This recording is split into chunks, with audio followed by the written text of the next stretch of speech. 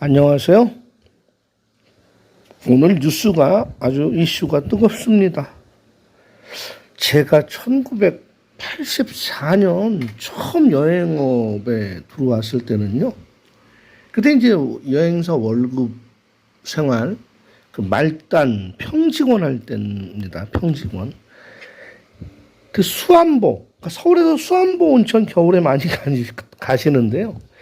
그 수안보 온천 가는 버스 한 대를 그 당시에 9만 원, 10만 원에 전세 버스를 내드리고 했는데 동네 어르신, 회장님, 총무님 같이 오세요. 그리고 아유 좀 깎아줘. 우리도 이거 하느냐고 수고하는데 신발값 정도는 빼줘야지. 뭐 설악산 1박 2일을 간다든지 뭐 내장산 단풍놀이 1박 2일을 간다든지 하시면 또 신발값 플러스 전화요금은 빼줘야지. 그리고 뭐 소주나 막걸리 한 짝은 실어줘야지. 뭐 떡도 좀 해줘야지. 아마 올드 팬 여러분께서는 이 생각 나실 겁니다. 떡도 해드려야지. 뭐 약밥도 해드려야지. 아, 전세버스 하나 나가면 맥주 한 짝, 소주 한 짝은 기본이었던 시절. 그리고 이제 제가 이제 영업부 대리 할 때입니다. 그때는 이제 서울, 경기, 강원도에 있는 대한노인의 지회를 통해서 이제 각 면 단위에 있는 노인정에 세일을 갑니다. 할아버지, 할머니 효도 투어 관광 시켜드리려고.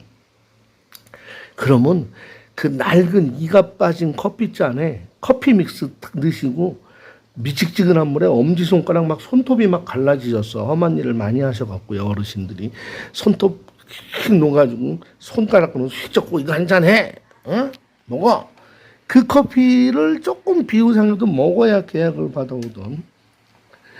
그때는 뭐 해외여행이지만 그때 해외여행 없었습니다. 1985년, 86년도 해외여행은 이제 정말 90년부터 시작이 됐는데 동네마다 여행사가 있었어요. 그래서 여행사 그냥 뭐 1층이나 2층 막 계단 나무 쿵쿵쿵쿵 소리 내고들 우르르 몰려오셔가지고 우리 이번에 한려수도 한 바퀴 도는데 잘해주면 계속 올 거야. 막 이렇게 하면서 단돈 1,000원이라도 2,000원이라도 저렴한 곳을 찾아다니시고 소주, 맥주, 약밥, 떡 많이 실어주는 여행사. 그 당시에 관광버스 안내양이 있었던 시기입니다. 그리고 이제 1990년 해외여행 자유화되면서도 그때는 온라인 예약이라는 게 별로 없었어요. 그냥 저도 서울 중구 무교동의 여행사 1층에 살 때 그 신혼여행 허니문 손님이나 뭐 일반 손님들 다 카운터 창구에 와서 여직원이랑 상담하고 계약하실 것 같으면 사무실 안쪽으로 들어오셔서 중간 관리자 뭐 과장급 직원이 나가서 또 계약서 쓰고 뭐 돈 계약금 주시고 중도금 주러 오시고 가시기 전에 환불 주러 오시고. 그래서 이런 이커머스 요즘 유행하는 그 전자결제를 이용해서 여행을 진행하지를 않았었죠. 근데 오늘 뉴스에 지금 여행업들의 걱정이 이만저만이 아닐 것 같아요. 물론 그 위메프의 대표는 뭐 고객 앞에서 최대한 빨리 환불 조치하겠다고 소비자 피해 없게 하겠다고 했고 또 대한민국 정부에서도 걱정하고 있는 사안이기는 합니다. 한 달에 결제액이 1조 원에 다다랐다니까요. 1년이면 12조 원. 저도 어제 개인적으로 경기도 하남에 사는 후배한테 연락을 받았었어요. 팀원 위메프를 통해 가지고 약 7월 달에, 6월 달에 결제 받을 게 얼마라고 했다? 5억 원. 5억 원인데 전혀 결제가 안 되고, 7월, 8월에도 결제가 미뤄질 거라는 그 공문을 받았다는 겁니다. 그러면 그 경상비, 직원들 월급, 사입비, 뭐 한두 달이면 완전히 집, 하남 미사리에 집 사는 거 다 팔아야 되고, 뭐 저 창동 쪽에 땅 있는 거 팔아야 되고, 그럴 정도로 심각하다는 얘기를 들었어요. 지금 보니까 이 팀원, 위메프, 그 다음에 Q10, 위시플러스, 이게 다 싱가포르에 기반을 두고 있는 이커머스 플랫폼 Q10이라는 회사의 계열사인데요.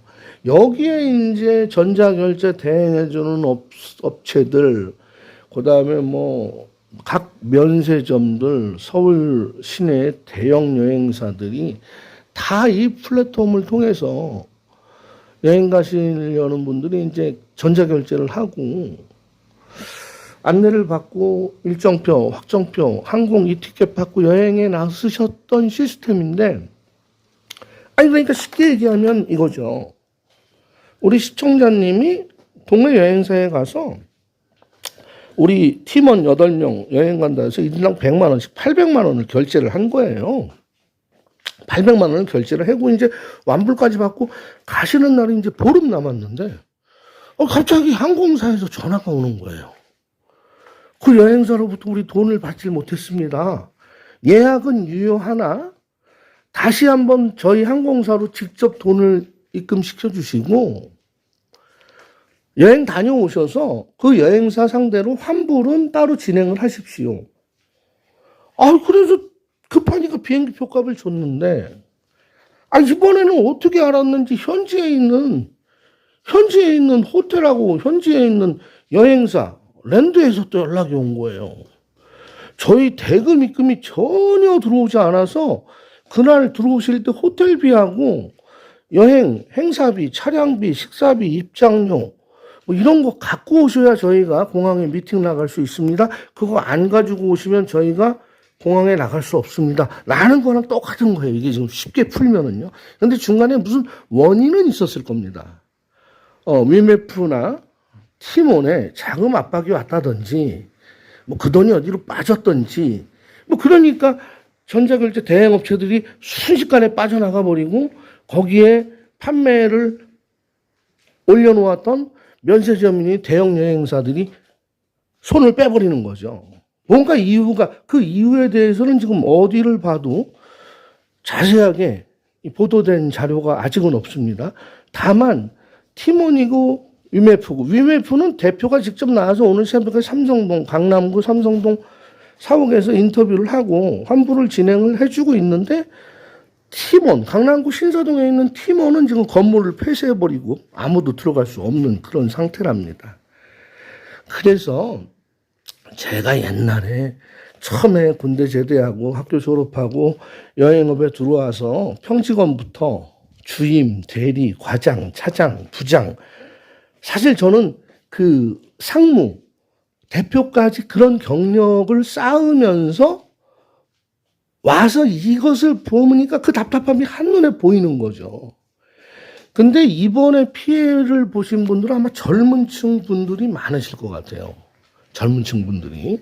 왜냐하면 지금 나이 60 이상 되신 우리 시청자님이나 여행객들은 이런 이커머스를 통해 가지고 전자결제 인증받고 하는 거에 익숙치가 않으시거든요. 그래서 제가 늘 우려하는 거. 자, 그런데 여행사도 먹튀가 있어요. 그냥 전자결제 안 하고 실제로 강남에 있는 허니문 전문 업체라고 해서 뭐 몰디브 전문, 뭐 발리 전문, 코타키나발루 전문 해서 돈을 신혼부부 한 커플이면 거의 뭐 8,900만 원이 나옵니다. 1,000만 원 나오는 상품도 많아요. 풀빌라는. 뭐 3,000쌍, 4,000쌍 1년에 돈 먹고 튄 여행사도 사실은 있었습니다. 그리고 또 현지에도요.